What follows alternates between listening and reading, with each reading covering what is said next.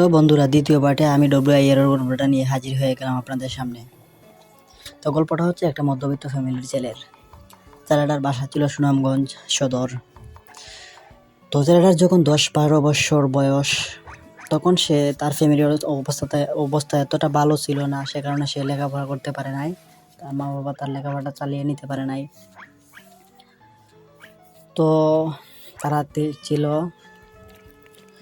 2 ভাই। তো ভাইটা ছিল ছোট আর সে ছিল বড়।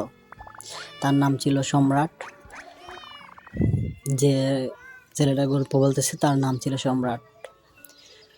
তো সে 10-12 বছর বয়সেই লেখাপড়াটা বাদ দিয়ে দেয়। তখন সে ক্লাস 6-এ পড়ে। তারপর সে ভিন্ন ভিন্ন কাজ করতে থাকে। তো এভাবে দিন চলতেছিল।